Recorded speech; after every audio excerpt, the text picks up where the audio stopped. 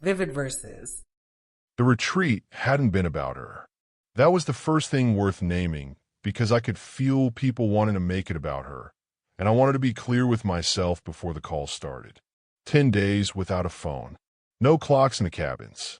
The man who ran the place had a way of asking questions that weren't questions so much as mirrors held at odd angles. And by the third morning, I had stopped trying to answer him out loud and started answering him in the margins of a notebook I hadn't brought intending to use.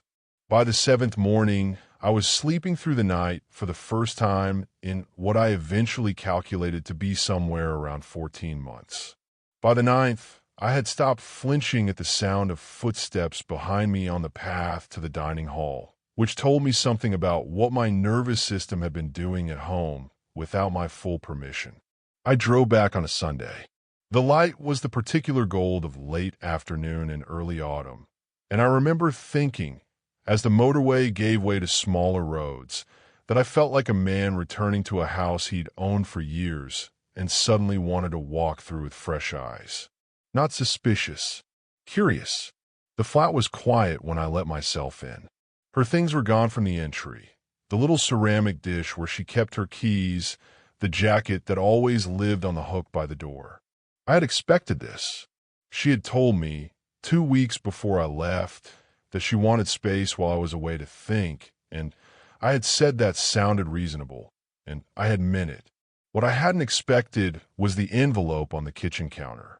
No note inside, just a printed email confirmation from the letting agent, addressed to her, dated 6 days after I'd left. I read it twice, set it down, and put the kettle on. She left that for me to find. The thought arrived clean and without heat. She had left that envelope deliberately. She wanted me to see it before the call started, or she wanted me to see it without the calls, or she had left in a hurry and forgotten it. But no, the envelope was placed square to the edge of the counter, and she was not a woman who left things by accident. I had lived with her long enough to know the difference between her carelessness and her placements. I made the tea. I drank half of it. Then I picked up the phone. There were 43 missed calls. Voicemails from my mother, from my brother, from 2 friends I considered close, from a cousin I hadn't spoken to in months, from a woman named Kestrel who worked in the same building as me, and whose concern I didn't entirely understand until I listened to her message. I listened to all of them in order, and by the 5th, I had the shape of it. She had told people I was in crisis, that I had checked out of the relationship, that I was, and here the phrasing varied, but the heart of it stayed constant, not the man they thought I was. That she had tried, that she was heartbroken, that she didn't know how to reach me, that the retreat was a symptom, not a solution, and she was worried, and they should be worried too. My mother's voicemail was the one that hurt, and I noted the hurt without letting it move me. She sounds frightened of me. That's a new thing. That has to be taken seriously, but not now. Not in this order. I wrote down the names of everyone who had called. I wrote down what each of them had been told, to the degree I could reconstruct it from their voicemails. I looked at the list and saw that it was organized, not randomly distributed across my life, but specifically targeted at the people whose opinion of me mattered most. My mother, my brother, the 2 closest friends, a cousin who was a bellwether for the wider family. Kestrel, who I realized with a small cold clarity was the person most likely to be asked at work whether I seemed all right, because she and I took coffee at the same hour, and people had probably noticed. She mapped me. She sat down and thought about who to call, in what order, with what story, to reshape the version of me that lived in other people's heads before I came home to contradict it. I didn't feel angry. I felt something closer to the feeling you get when you pick up a painting you've owned for years and see, for the first time, that the frame is crooked and has been crooked the whole time, and you can't unsee it now. I returned the calls in the order they had come in. My mother first. I told her I'd had a wonderful time. I asked about her knee, which had been bothering her before I left. I asked whether my father had finally fixed the gate. I listened to her voice go from careful and thin to ordinary and then to warm, over the course of about 11 minutes, and when she said near the end, "You sound like yourself," I said, "I am myself, Mum. I've always been myself," and she was quiet for a moment, and then said, "Yes, I suppose you have." I didn't say her name. I didn't say she told you something and it wasn't true. I didn't defend. I didn't explain. I simply was the man my mother had raised, on the phone with her, asking about her knee. My brother was next. He didn't pretend with me the way my mother had. He said, "Mate, she's been telling people you're losing it." And I said, "I know. I got the voicemails. I'm fine. Come over for dinner this week and see for yourself." And he said, "Tuesday?" And I said, "Tuesday." And we hung up. That's the test, though. Tuesday. He needs to see me in my own space, at ease, to fully land. Voices on phones are thin. Bodies in rooms are not. The two friends were easier than my mother and harder than my brother. Both of them had questions. I answered the questions without defending and without counterattacking. I said things like, "That doesn't match my experience of the last few months, but I understand why you'd be worried if that's what you were told." I didn't say she lied.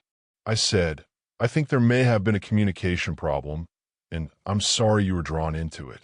Both of them, by the end of the calls, were laughing at something I'd said about the retreat food, and I filed that laughter away as the first real data point. My friends were recoverable. They had been worried. They had not yet been converted. Converted. That's the word I want to avoid using out loud, but it's the accurate one. She wasn't venting. She was recruiting. The cousin I didn't call back that day. He was a bellwether, but he was also not someone I owed an immediate response to, and I wanted to save him for later in the week when the earlier calls would have already seeded the contradiction in the family group chats. Kestrel I called last, and I kept it short. I thanked her for checking in. I said I was well. I said I'd see her Monday at coffee. She said, "Good," because I wasn't sure what to make of any of it. I didn't want to repeat anything I wasn't sure was true, and I thought there. That's a person with integrity. Remember that. I put the phone down around 10. I hadn't eaten. I made toast and sat at the kitchen table and looked at the envelope again. The letting agent. Tomorrow. I slept well. That surprised me a little, given the day, but the retreat had recalibrated something, and the something stayed calibrated. Monday morning, I called the letting agent before I called the solicitor because I wanted the raw information before I had anyone advising me on how to frame it.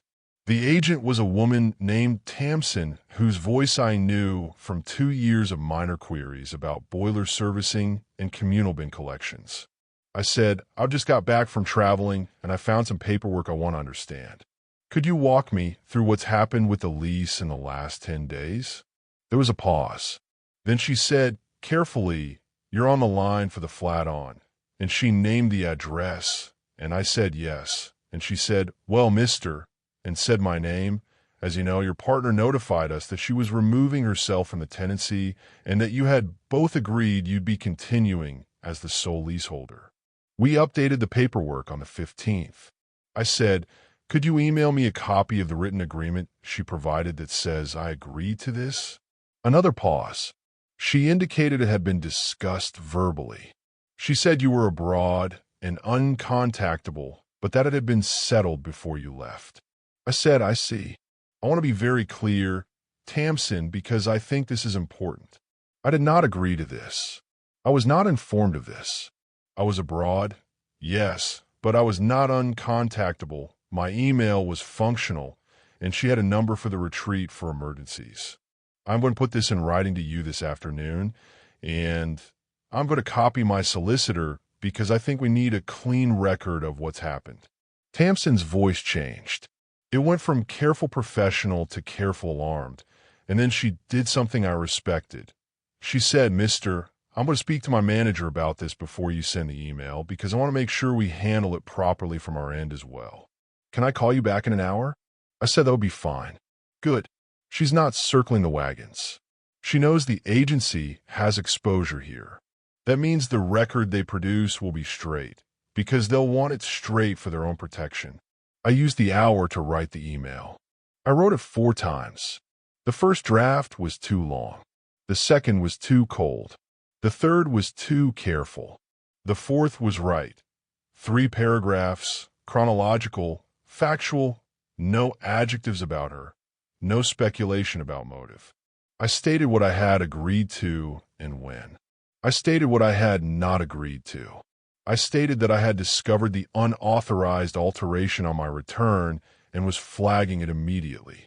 I stated that I wished to continue the tenancy alone on terms to be confirmed, and that I was copying my solicitor for the record. Tamsin called back. Her manager, she said, wanted to apologize for the agency's role in the confusion and was recommending that the tenancy be reverted to its original state, then re-signed cleanly with me as sole leaseholder once I had completed the affordability checks, which she didn't anticipate would be a problem. She asked whether I'd be willing to come in Tuesday afternoon to sign. I said Tuesday afternoon was fine. My brother was coming for dinner that evening, and signing in the afternoon felt right. Felt like a sequencing of the day that made a kind of ritual sense, though I didn't say any of that out loud. I sent the email. I copied the solicitor, whom I had on retainer for my work, and who had never, in 8 years, been asked to weigh in on anything personal. She replied within 20 minutes with a single line, "Understood. Forward me anything further. Don't engage with her in writing without looping me in first." I wrote back, noted, "No intention to. I want to be careful here because I am aware that what I am about to describe could sound, to the wrong reader, like strategy. It wasn't strategy, or rather, it was, but the strategy was being myself, fully in the places where the forged version of me had been placed and letting the forgery fail on contact. Tuesday morning, I worked from home. I answered emails. I took a walk at lunchtime. I went to the letting agent's office at 2 and signed a new lease in my own name. Tamsin was apologetic in the way professionals are when they know they need the situation to feel resolved before you leave the room. And I was pleasant with her because she had behaved well, and I didn't want to punish the person who had actually helped me. On the way home, I stopped at a shop I'd been meaning to visit for years and bought a low, dark wood table I'd been eyeing in the window for a month. They said they could deliver it Thursday. I said Thursday was fine. At home I cooked. I'm not a brilliant cook, but I am a competent one, and I had bought ingredients for a roast chicken and a green salad and some decent bread because my brother is not a man who needs to be impressed, and I wanted the food to be unfussy. He arrived at 7. He stood in the doorway for a second longer than he needed to, looking at me, and I could see him running the check. Is this the man she described? Or is this my brother?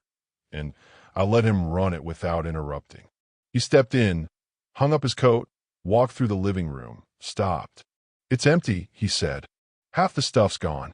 "She took what was hers," I said. "I'm refurnishing. Slowly. On my own taste this time." He looked around again. Then he looked at me. Then he said, "Good." We sat at the kitchen table. I carved the chicken. He opened the wine he'd brought. He told me about his kids, about the dog they were thinking about getting, about a disagreement with a neighbor over a hedge that had become, in his telling, a small comic epic. I listened. I laughed in the right places, which were also the places I actually found funny, and I noticed about 40 minutes in that I had stopped monitoring myself for how I was landing with him, because I could tell from the way he was sitting, shoulders down, one elbow on the table, glass refilled without ceremony, that he was at ease in a way he hadn't been on the phone. Near the end of the meal, he said, "She called me. Twice. Before you got back." "I know," I said. "She called a lot of people." "She was upset," he said, carefully. "I couldn't tell how much of it was real." "Some of it was probably real," I said. "I don't think any of it was accurate." He was quiet for a moment. Then he said, "She told me you'd been drinking, that you'd stopped talking to her for weeks at a time, that she thought you were seeing someone." I set down my knife and fork. I didn't feel the spike of anger I might once have felt. I felt a cool, specific clarity. There it is. That's the full shape of what she was building. Alcoholic, cold, unfaithful. The trifecta designed to pre-explain whatever version of the story she was planning to tell next. None of that is true, I said. I've had maybe 6 drinks in the last 4 months. I called her every day of the retreat that the retreat allowed calls, which was 2 of the 10. I've been faithful. I would tell you if any of it were true, even the drinking, which isn't a moral issue but which I know would worry you. None of it is true. He nodded slowly. I didn't think it was, but I wanted to hear you say it. You should always ask me directly, I said. About anything. Anytime. I'd rather answer a hard question than have you carry something you aren't sure about. All right, he said. We didn't talk about her for the rest of the evening. We talked about our father, who was getting older in ways that were starting to matter, and about a trip the 2 of us had been loosely planning to take in the spring, and about a book he'd been reading that he wanted to lend me. When he left, around 11, he hugged me at the door.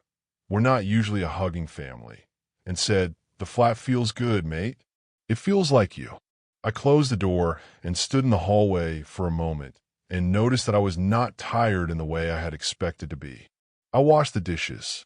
I put the leftover chicken in the fridge. I went to bed. The narrative will die on its own, I thought as I turned out the light. Not because I argued with it, because I showed up as myself, and the people who know me will see the seam. The week unfolded the way I had, without quite articulating it, predicted. Wednesday, my mother called, not with the thin, careful voice of Sunday, but with her ordinary voice, the one she uses when she's calling to ask whether I want the casserole dish back that I'd left at hers at Easter. Halfway through the call, she said, without preamble, "She rang me again yesterday," and I said, "Oh," and she said, "I told her you'd been round for lunch on Monday." I hadn't, but I understood what my mother was doing, and I didn't correct her, and that you seemed fine to me, and I didn't know what she was talking about. She got a bit snippy with me, and then she got off the phone. "That sounds like how it would go," I said. "I don't know what she's up to," my mother said, "but I don't like it. I don't like it at all." "I appreciate you telling me," I said. "I don't need you to take sides, Mom. I just need you to trust what you see with your own eyes." "Well," she said, "I got eyes in my head, haven't I?" Thursday, the table arrived. I spent an hour placing it in the living room, moving it 2 inches this way and that. And when I finally sat on the sofa across from it and looked at it, I felt a small, almost embarrassing wave of pleasure. It was my table. I had chosen it without consultation, without compromise, without the subtle downward calibration that had characterized every joint purchase of the last. Well, I wasn't going to count the months. It didn't matter how many. What mattered was that the calibration was gone now, and I hadn't realized until the table was in the room how much of me had been performing that calibration in the background of every decision I made inside these walls. Friday, one of the 2 friends I had spoken to on Sunday called back. He said, "I've been thinking about our conversation, and I want you to know I'm embarrassed I even needed to have it." I should have known. I said, "You shouldn't be embarrassed. You were told something by someone who'd been a fixture in my life for a long time. It would have been stranger if you dismissed it out of hand." "Still," he said, "I'm sorry." "Accepted," I said, "and not necessary. Come round next week. I'll cook." The cousin I finally called Saturday morning. He was cooler than the others, and I understood why. He'd been further from the center of my life, which meant the version of me she described had more room to take root in him because he had less daily material to measure it against. I didn't try to convert him in one call. I asked about his work. I asked about his wife. I told him a funny story about something that had happened on the retreat because I wanted him to hear me laugh. I said I'd be at our uncle's birthday in 6 weeks, and he said he would too. And I said, "Good, I'll see you there," and I meant it. And I knew that when he saw me at the birthday, in the middle of the family, being myself, the last residue of what he'd been told would wash off him without my having to say a word. By the following Tuesday, a week after my brother's dinner, 3 things had happened that I want to note because they mattered to how I understood what had been done and what I was choosing not to do about it. The first was that she wrote to me. Not through the solicitor, not through a friend, but directly to my personal email, a long message. I didn't count the words, but it was long, that alternated between apology and explanation and a kind of plaintive insistence that we should talk, really talk, because a lot of things have been said that needed to be unsaid, and she was worried about me, and she hoped I was taking care of myself. And she wanted me to know that whatever I'd heard from other people, the truth was more complicated. And it probably sounded. I read it once. I did not reply. I forwarded it to my solicitor with a one-line note for the file. My solicitor wrote back, received, noted, continue to not engage. She's testing the channel, I thought. She wants to know if I'll respond. If I respond, she has something to work with. If I don't, she has silence, and silence is harder to narrate. The second was that I ran into a woman at a coffee shop near my flat who I hadn't seen in about 2 years. An old colleague from a previous job, someone I'd been friendly with but had lost touch with in the ordinary way people do. She said hello, we sat down, we talked for 40 minutes, and somewhere in that 40 minutes she mentioned, offhandedly, that a mutual acquaintance had said something odd about me at a dinner party a couple of weeks ago. She didn't remember the specifics, only that it had struck her as out of character with the version of me she remembered, and she filed it away, thinking I should ask him about that if I ever see him again. There it is, I thought. The dinner party circuit. She wasn't just calling my family. She was seeding it wider. I said, I'd be curious what the specifics were, if you ever remember. Not because I'm going to do anything about it, just because I'd like to know what's being said. She said, I'll think about it. If it comes back to me, I'll tell you. She wrote to me 3 days later with the specifics, which were consistent with what my brother had relayed. Drinking, absence, infidelity, but with a few new ornamental details I hadn't heard before, including a claim that I'd been verbally aggressive with her at a dinner some months ago that I was almost certain had never happened. I thanked the old colleague for passing it on and told her she didn't need to do anything else. She said, I know you well enough to know it isn't true, for what that's worth. It's worth something, I wrote back. It's worth a lot, actually. The third was that Kestrel, at coffee on the Monday, 8 days after my return, told me, without my having raised the subject, that she was glad I was back and that she'd been glad, particularly to hear me on the phone the week before, because she had been in the uncomfortable position of receiving information about me from someone she didn't know and not knowing what to do with it. I said, she called you? No, Kestrel said. Someone else did. A woman who said she was a friend of your partner's. She said she was worried about you and wondered whether I'd noticed anything at work. I felt the small, cold click of a lock turning inside my chest. A friend of hers. So she had at least one ally willing to make second-order calls on her behalf, which means this wasn't a breakdown or a moment of grief or a mistake. This was coordinated. Did you say anything? I asked. I said I hadn't noticed anything, Kestrel said, because I hadn't. And then I got off the phone fairly quickly because I didn't like the call. Thank you, I said.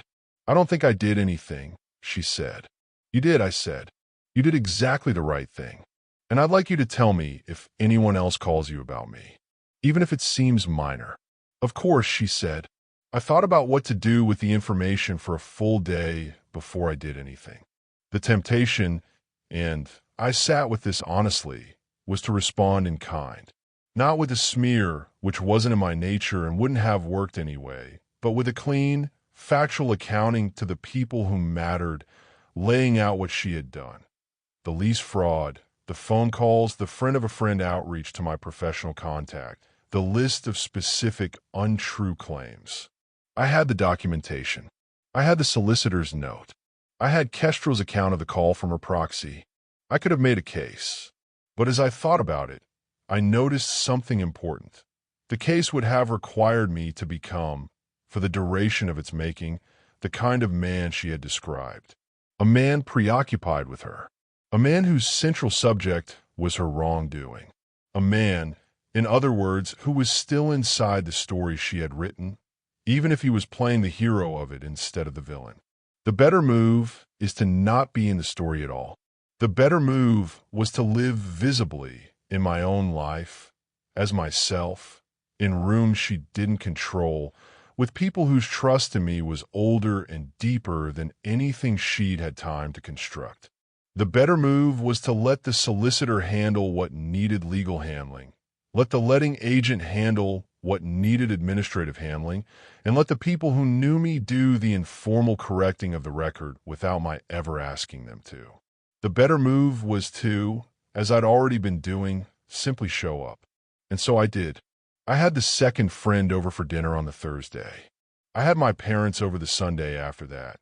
My mother cried a little at the table, for reasons she didn't explain and I didn't press, and my father clapped me on the shoulder when he left in a way that said more than any sentence he'd ever managed.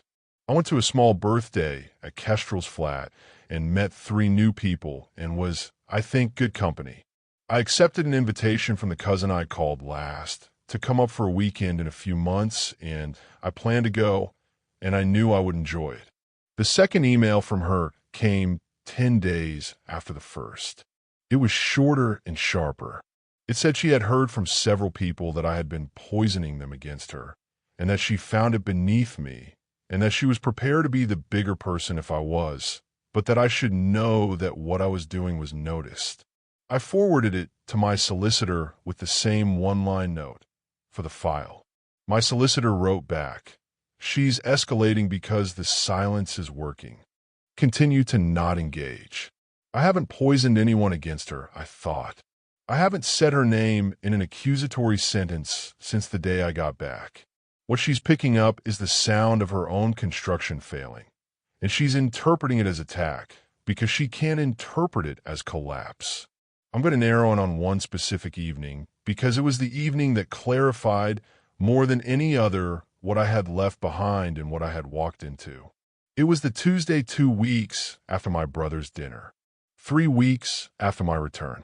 I had been invited.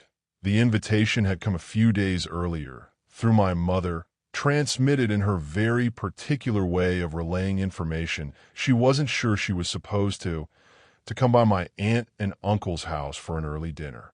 My aunt on my mother's side. The uncle whose birthday I had mentioned to the bellwether cousin.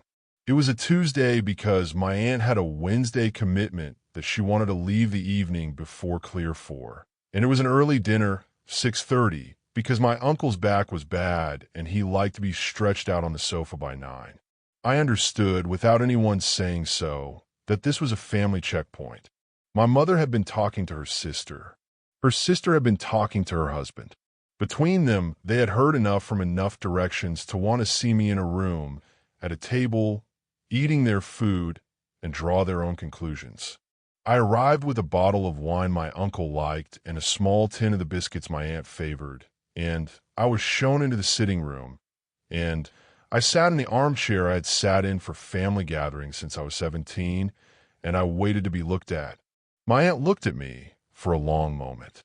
She has a face that doesn't pretend. Then she said, "You look well." "I feel well," I said. "You've lost weight," she said. "A little," I said.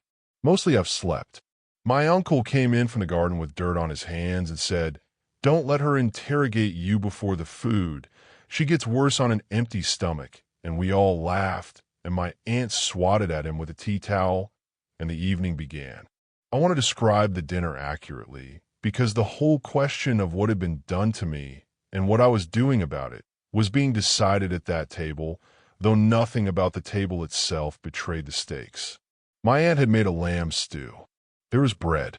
There was a green salad I suspected had come from a bag, but had been doctored well enough that I wouldn't have sworn to it.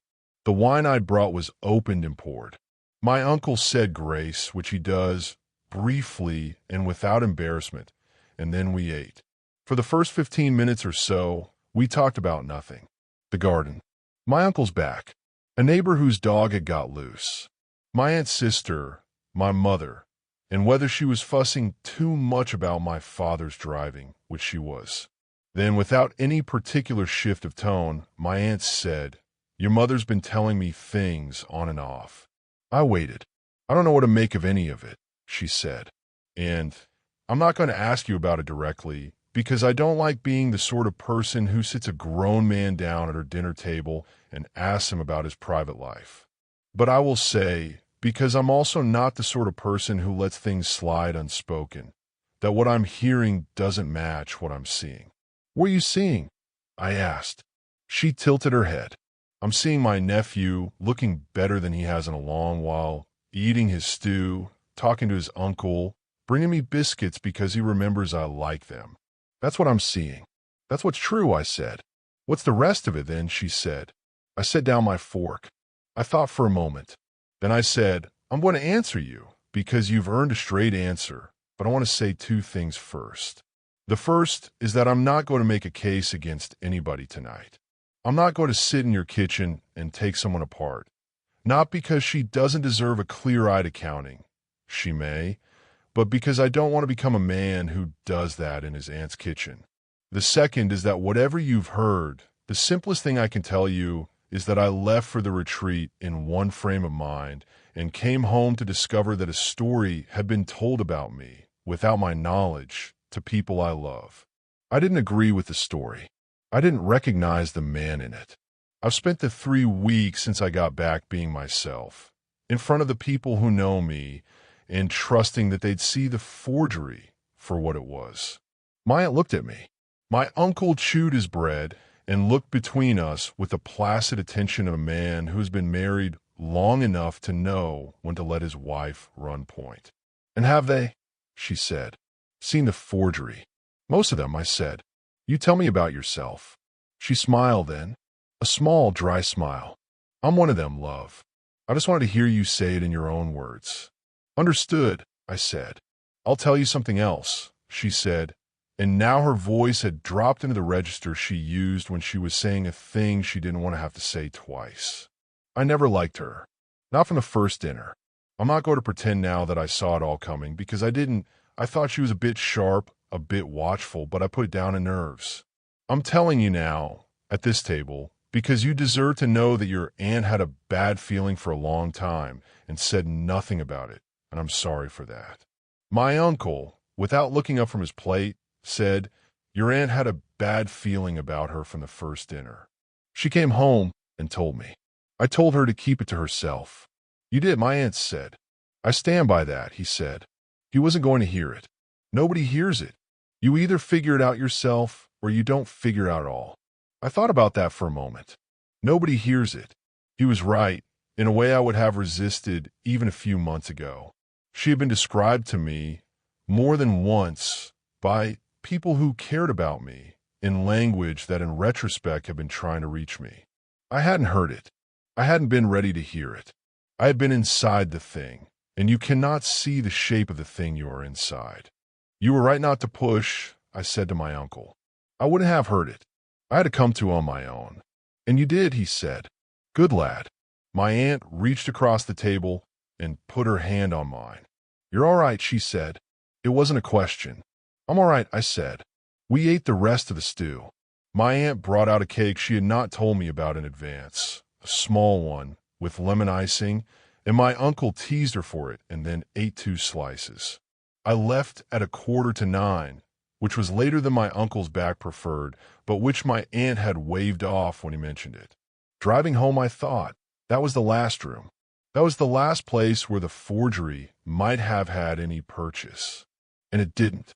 It didn't, because I walked into the room as myself and ate the stew and answered the question when it came. I didn't prosecute her. I didn't plead my case. I just sat at the table. The flat was quiet when I got in. I put the kettle on out of habit more than thirst, and while it boiled, I walked through the rooms. The living room with its new table, the kitchen with its single set of everything, the bedroom with the chair. I'd moved into the corner because I liked reading there, and no one had ever wanted the chair in that corner except me. This is mine, I thought. All of it. For the first time in a long time, all of it is mine, and I chose every piece of it, and no part of it was negotiated into a shape I didn't want. I didn't feel triumphant. Triumph would have required an opponent, and I had, by a small and deliberate discipline over 3 weeks, declined to have one. I felt instead something I didn't have a word for at first, and then recognized with a small surprise as ordinary. I felt ordinarily at home. I felt ordinarily myself. I felt the particular, unremarkable calm of a man in his own rooms at the end of a long and fundamentally uneventful day, which was, I realized, the thing I had not felt in, well, I wasn't going to count the months. The kettle clicked off. I made the tea. I carried it to the armchair in the bedroom corner. I sat down and picked up the book my brother had lent me, the one he had mentioned at dinner, and I opened it to the page where the bookmark was, and I read. The phone on the bedside table didn't ring. No new emails arrived. No friend of a friend called anyone I knew to plant any further seeds. Or if they did, I wouldn't hear about it tonight. And tonight was what I had. The story she had tried to tell about me was, by now, a story without listeners, because every listener had seen the man and the story side by side and chosen the man. I read for about an hour. Then I put the book down, finished the tea, brushed my teeth, and got into bed. Tomorrow, I thought as I turned out the light, I'll make breakfast. I'll go to work. I'll come home. I'll cook. I'll read. I'll sleep. The rest of it, I thought, will take care of itself. It already has. I slept. Thanks for listening.